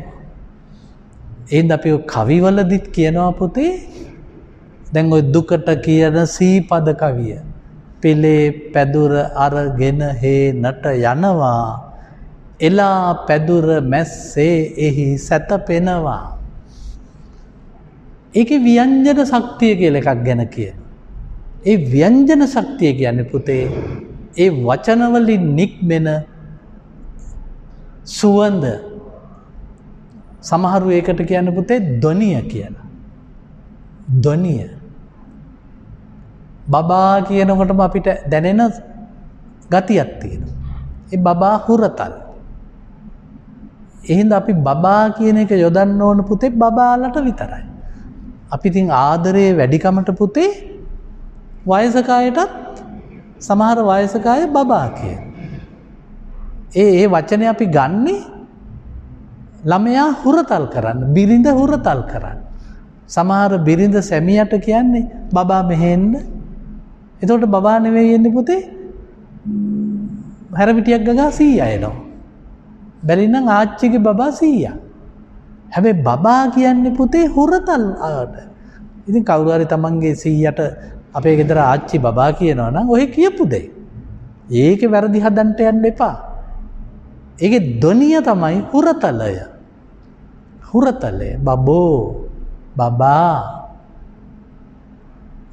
අපි දැන් පුතේ ඔය ටික සටහනකට ගමු. දැන් ඔන්න හෙමින් ලියන්න පටන් ගන්න. ස්වර 18 යනු කුමක්ද? ව්‍යංජන 42 යනු කුමක්ද? දැන් පෑන අරගෙන හෙමින් නිවිහැන හිල්ලේ ලියන්න බලමු.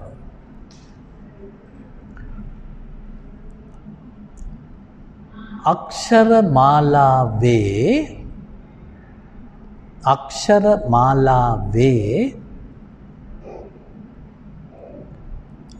පළමුවෙන් ඇත්තේ ස්වර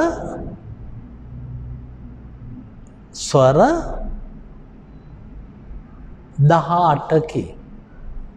පළමුවෙන් ඇත්තේ ස්වර 18කි.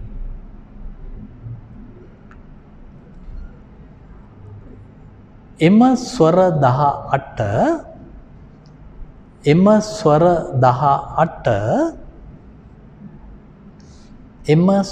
18 තනිව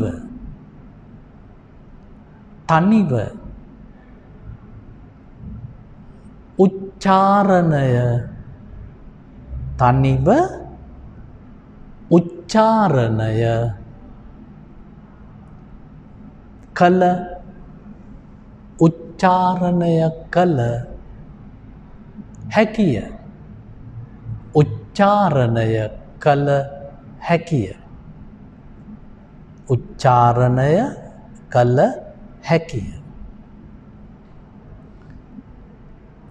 ඒවාට අපි ස්වර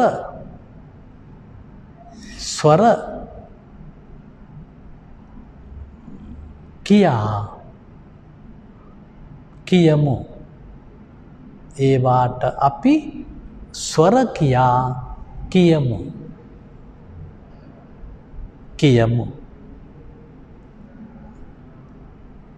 ස්වර කියමු. මේ ස්වර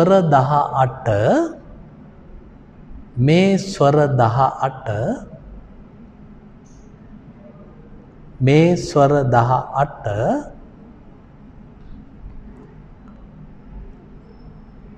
බත් ඇට වාගේ. ස්වර 18 බත් ඇට වාගේ.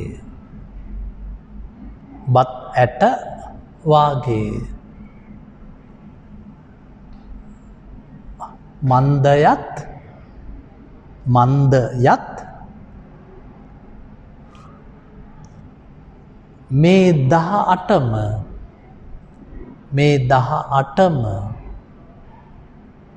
මේ 18ම තනි තනිව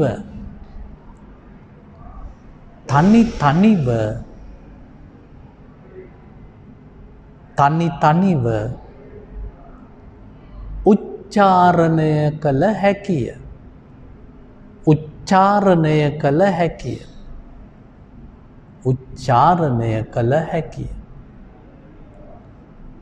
ලුණු දමා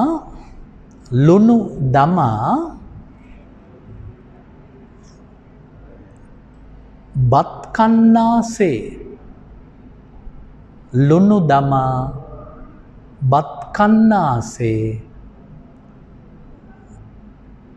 මේ ස්වර හොදි නැතිව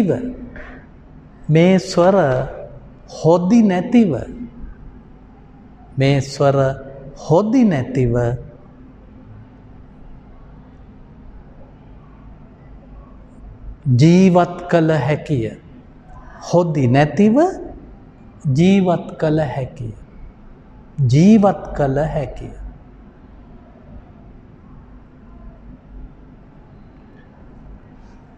වෙනම ඡේදයක් ලියන්න පුතේ. වෙනම ඡේදයක් ලියන්න කියලා ලියන්න එපා.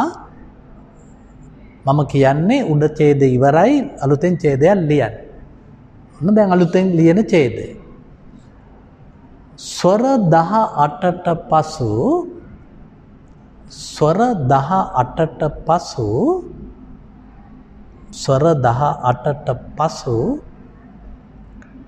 අකුරු 42ක්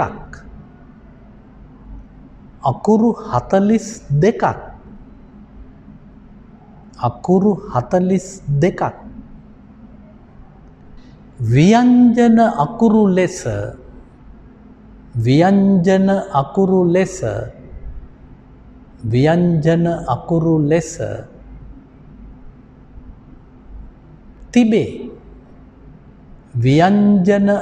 ලෙස තිබේ. ව්‍යංජන අකුරු ලෙස තිබේ.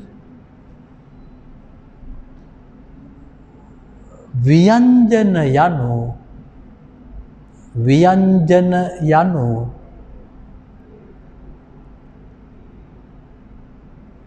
බත රස කරන හොද්දයි. බත රස කරන හොද්දයි.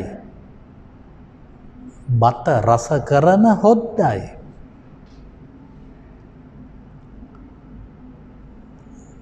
හොද්දයි. ඒ අනුව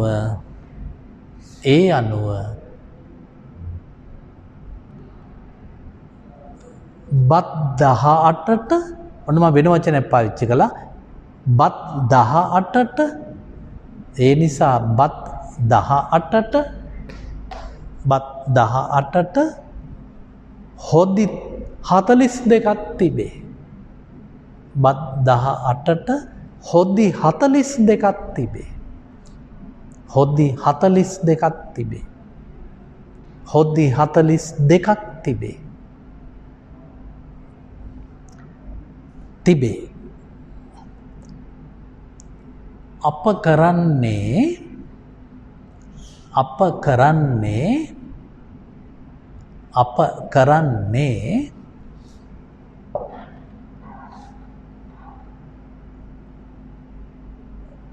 ව්‍යංජන 42න් එකක්. අප කරන්නේ ව්‍යංජන 42න් එකක්. ගෙන අප කරන්නේ ව්‍යංජන 42න් එකක් ගෙන 42න් එකක් ගෙන මේ 18 හැසිරවීමයි. මේ 18 හැසිරවීමයි.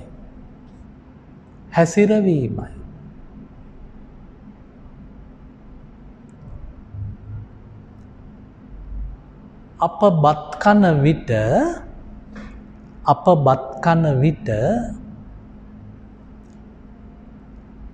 බත් ඇට නොපෙනේ. අප බත් කන විට බත් ඇට නොපෙනේ. බත් ඇට නොපෙනේ. පෙනෙන්නේ හොදි වලින් නාවපු. පෙනෙන්නේ හොදි වලින් නාවපු. හොදි වලින් නාවපු. හොදි වලින් නාවපු බත් ඇට පමණි. බත් ඇට පමණි. බත් ඇට පමණි. උදාහරණ ඔන්න පුතේ එකක් ලිව්වම ඇති. උදාහරණ අල් කයන්න කියලා එකක් නිකන් ලියන්න යටින් ක්.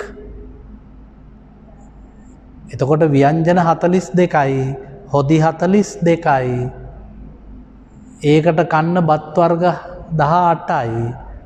අපි බත් කනකොට පුතේ ලියාගන්න නෙමෙයි අපි බත් කනකොට පුතේ බත් පේන්නේ නෑ. පේන්නේ හොද්ද විතරයි. බත වැහෙනවා පුතේ 42ක් නැමැති හොද්දෙන්. දැන් හොද්දට දාලා බලමු. ලියන්න අල් කයන්න යටි මෙන්න මේ වගේ තැන. දැන් මේකට දාගෙන යන්න. ඔන්න මන් දානවා පුතාලා ලියාගන්න. අල් කයන්න ලිව්වා පොඩි ඉරක් ගැහුවා. ඔන්න මන් දැන් ඒ හොද්ද බත් ඇට 18 හැසිරෝන. කා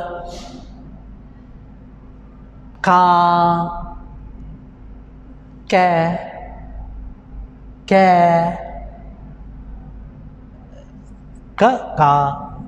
කෑ කී කු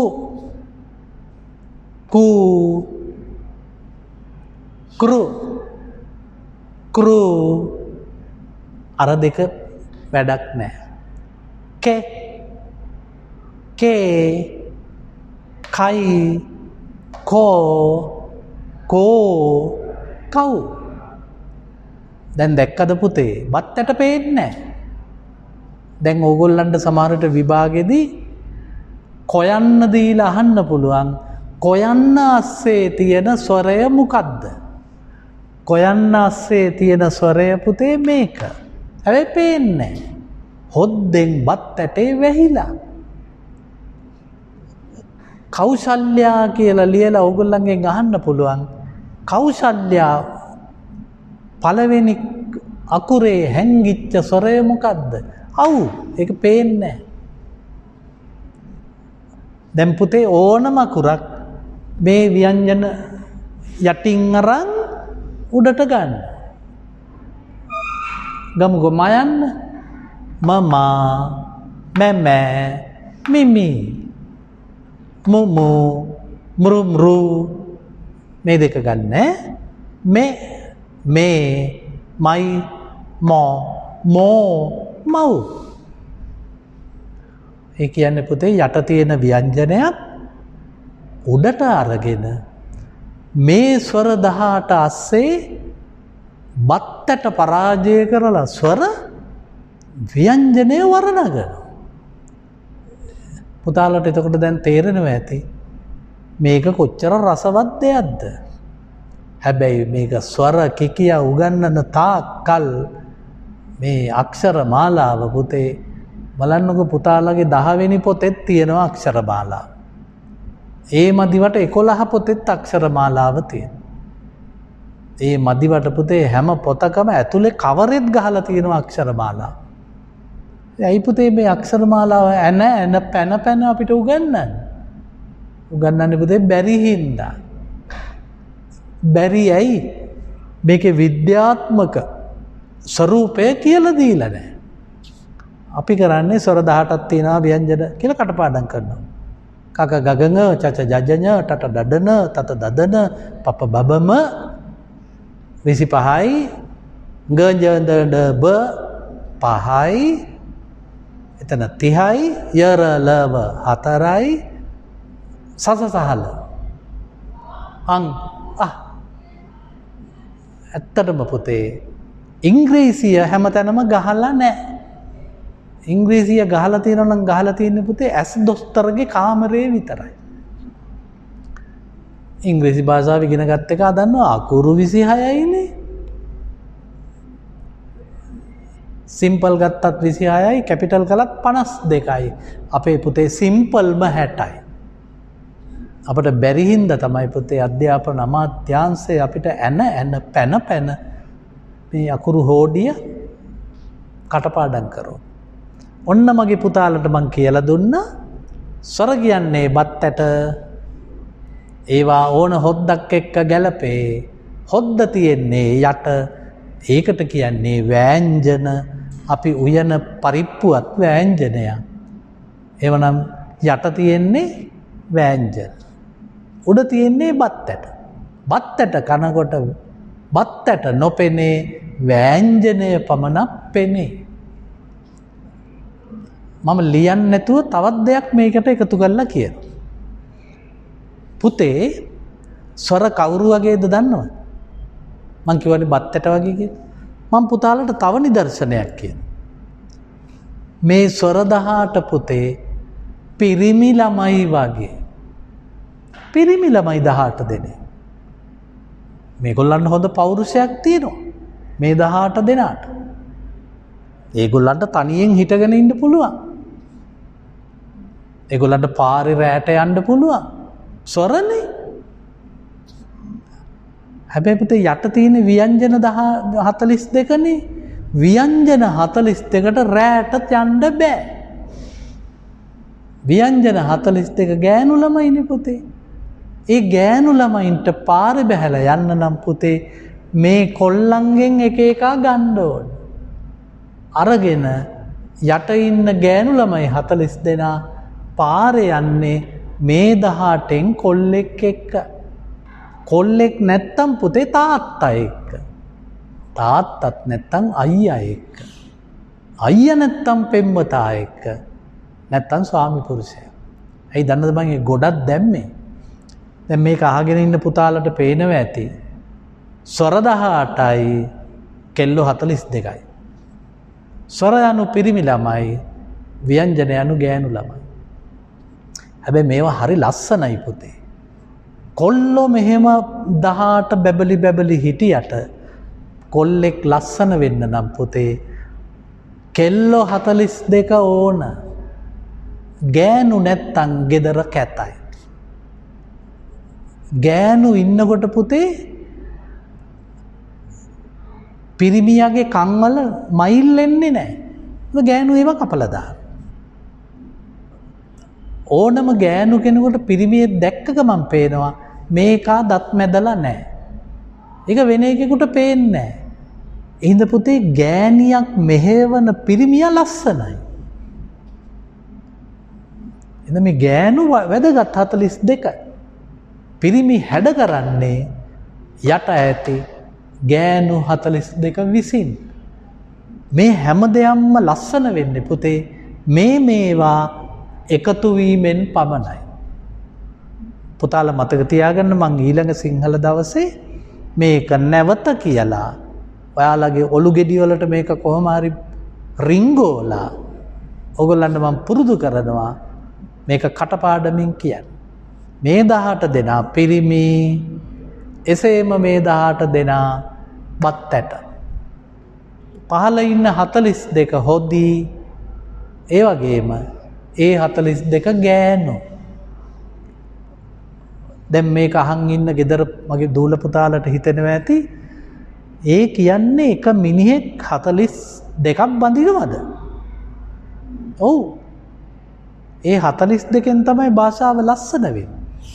ගෑණියක් මුල් වී භාෂාව හැඩවේ. අන්න එහෙම හිතේ තියාගන්න. එහෙම නැත්තම් හොදි 42ක් බත්තට අලංකාර කරයි. එතකොට වැඩේ වෙන්න ඕන පුතේ මේක කටපාඩම් හිටින එකනේ.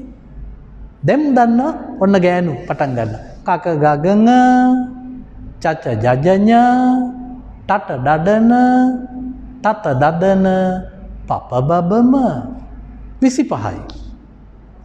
ඒකේ අගට දානවා ග ජ ද ඩ බ. ඒවට අපි කියන්නේ සංඥක කියලා. අර කක ගගං චච ජජඤ තත දදන තත දදන පප බබම කියන්නේ පුතේ වර්ගාක්ෂර. ඒක මං කියලා දෙන්නේ අද. අද මං කියලා දෙන්නේ මොකද්ද? මේ 18 එක්කෝ පිරිමි ළමයි 18 කියලා හිතාගන්න. යට හොදි 42 හොදි කියලා හිතාගන්න. ඒ හොද්ද උඩට ඇවිල්ලා පිරිමි ලස්සන කරනවා දුවේ. පිරිමි හැඩ කරනවා. ඔන්න නයන්න ගෑනු ළමයි නයන්න කසාද බඳින්න එනවා. ඔන්න නයන්නගේ වෙඩින් එක පටන් ගන්නවා. නනා නැනෑ නිනි නුනු නෘ නේ නේ නයි නෝ නෝ නව්. එතකොට පුතේ මේවා එකතු වෙන එක වෙඩින් එක හොඳේ. ඕන එකක් ගන්න ටයන්න ගන්න. යට තියෙන ටයන්නක් ගන්නවා ටට දඩන එකෙන් එනවා උඩහට ඔන්න වෙඩින් එක. ටටා ටට ටිටි ටුටු ට්‍රු ටේ ටයි ටෝ ටෝ ටව්. ඕන්නම් කියන්න පුළුවන් 18ක්ම බඳින්නේ නැහැනේ මිනිහෙක් කියලා. ඔව් ඉතින් 18ක් බඳින්නේ නෑ පුතේ. 18 එකක් බැන්දමනේ පුතේ ඊළඟට බබාලා හම්බ වෙන්නේ. ටටා ටට ටිටි ටුටු ගගා ගෙගෑ ගිගි ගුගු මමා මෙම මිමි මුමු රරා රැරෑ රිරි රුරු සසා සැසෑ සිසි සුසු සුරු සුරු වරණ ගන්න පුළුවන්. පුතාලා කොලේට දුන්නේ ටිකයි මගේ පුතේ මම පුතාලගේ හිතටයි මේ ටික දුන්නේ. ඔන්න දැන් මගේ පුතාලට පුළුවන් අක්ෂර මාලාවේ උඩ කෑල්ල ස්වර නැත්තම් බත් ඇට යට කෑල්ල හොද්ද ව්‍යංජන එසේත් නැත්තම් උඩ ටික පිරිමි යට ටික ගෑනු යට ගෑනු හැඩ වෙන්නේ උඩට ඇවිත් හැඩ වුණාම ගෑණි පේනවා මිසක් පිරිමි පේන්නේ නැහැ. ඒක තමයි ලස්සන. වෙඩින් එකට ගියා ලස්සනට ඇඳගෙන අලංකාරයට ඉන්නේ බිරිඳ. මනමාලය නෙමෙයි. ඒගොල්ලෝ 10 20 42 තමයි පුතේ උඩට ඇවිල්ලා මේගොල්ලෝ හැඩ කරන්නේ. දැන් අපි වෙඩින් එකට ගිහලා තට්ට තනියම ඉන්නවා කියමු පුතේ. මොකෙක්වත් ගණන් ගන්න. ගිය ගමන් අහන්නේ නෝනාවේ නැද්ද? කෝ නෝනා? ඒක තමයි අපි හැඩ ගැහිලා තියෙන විදිය. නෝනලා 42 එක්ක පිරිමි හිටියොත් ලස්සනයි. ඉතින් බස හැඩ වැඩ කරන්නේ ව්‍යංජන 42කින්. එයාලා උඩට ඇවිත් අලංකාර කරනවා. ඔන්න දැන් මගේ පුතාලට මං කියලා දුන්නා ව්‍යංජන 42 යනු කවරහුද? ඒගොල්ලෝ කාන්තාව. ස්වර 18 පිරිමි. එසේත් නැත්තම් ස්වර 18 බත් ඇට. ව්‍යංජන 18 හොදි 42. මේක ඔළුවට මගේ පුතාලගේ රිංගුවොත් ආය අර පොතේ අයිනේ හැමතැනකම තියෙන අක්ෂරමාලාව බලෙන් පෙන්නන යුද්ධේ ඕන වෙන්නේ නැහැ. දැන් පුතාලට පුළුවන් උඩ තියෙන්නේ පිරිමි 18 දෙනා යට ඉන්නේ ගෑනු 42. ඉතින් යට ඉන්න ගෑනු උඩට ඇවිත් පිරිමි ලස්සන කරලා ජීවත් වෙනවා. යම් මිනිහෙක් බැන්දේ නැත්තම් ඒ මිනිහා වෙඩින් එකකටවත් ගන්නෙ නැහැ. ඒ මිනිහා ලස්සන වෙන්න නම් 42 උඩට ඇවිත් මේගොල්ලොත් එක්ක කරගෙන්න ඕන. එතකොට පුතේ භාෂාව විහිළුවක්. ඒක මේ ඔළුවේ ඕනම සිංහල පොතක් අරන් බලන්න පුතාලට පේනවා ඇති. මට මේ පොත දෙන්න. දැන් මේ ඔබේ පොත. දැන් මේක 10 සිංහල පොත. මේකේ පුතේ මේ තියෙන්නේ මොකද්ද? මේ තියෙන්නේ අක්ෂරමාලාව. මේක ඇතුළෙත් තියෙනවා පුතේ අක්ෂරමාලාව. කවරෙත් තියෙනවා අක්ෂරමාලාව. එතකොට මේ තියෙන්නේ අක්ෂරමාලාව. ඇයි පුතේ මේ ඇන පැන අකුරු ගන්නන්නේ? මේක බැරි හින්දා. මේක බැරි ඇයි උගන්නන ක්‍රමේ වැරද්ද. ඉංග්‍රීසි භාෂාව පුතේ මෙහෙම තැන් වල අලවල නැහැ. හැම සුද්දටම ඉංග්‍රීසි ABCD කියන්න පුළුවන්. අපිට බෑ. ඒ වරද නිවැරදි කරන්නයි මං හදන්නේ. අකුරු 18යි එක්කෝ ඒ බත් හැලි 18 ව්‍යංජන හොදි හැලි 42යි හොද්ද උඩට ඇවිල්ලා බත් ඇටේ වහනවා. බත් නෑ පේද? ඔයා මොනවද කන්නේ? මේ බත් කනවා. ඒත් ඒකේ පරිප්පු තියෙනවා. පරිප්පු ඇටේ පේනවා බත් ඇටේ රතු පාටට වැහිලා. ඒ තමයි යට 40 දෙනාගේ වැඩේ. මේ අයට තනි පැවැත්මක් තිබ්බලුනුත් එක්ක කන්න පුළුවන්. හොද්ද තනියෙන් කන්න බෑ. එයාලා මෙහෙට ඇවිල්ලා මේ ඔක්කොම අකුරු ටික ආක්‍රමණය කරනවා. ඒක ක්‍රමයක්. අනික් ක්‍රමේ තමයි මේ 18 පිරිමි 18 දෙනා. යට ඉන්න 40 දෙනා ගෑනු. එහෙම කළාම පුතේ ඉබේම භාෂාව හුරු වෙනවා. මගෙන් සිංහල ඉගෙන ගන්නා දරුවෙකුට මේ කවරේ අක්ෂරමාලාව ඕන නැහැ. ඔහු විද්‍යාත්මකව ඉගෙන ගන්නවා. මේවා මේ බත්තට 18නේ. ඒ තියෙන්නේ හොදි 42නේ. ඉතින් ගෙදරදිත් පුතේ පරිප්පු ව්‍යංජනය ඉවරයි දැන්. මඤ්ඤොක්ක කොළ ව්‍යංජනේ දෙන්නද මේසෙට කියන්නේ? ඒ කියන්නේ හොද්ද හින්දානේ. අන්න එහෙම භාෂාව අපි ඉගෙන ගමු. එහෙනම් මම ඊළඟ දවසේ ව්‍යංජන අක්ෂර මාලාවේ වර්ගීකරණය උගන්වනවා. ඒ කියන්නේ මට හිතෙනවා මේ පාඩම ඉවරුනාම පුතාලට යද්දි එද්දි ඕන වෙලාවක අකුරු පාඩම්. එහෙමනම් පුතේ නැවත අපි ඊළඟ පාඩමේදී හම්බ වෙමු.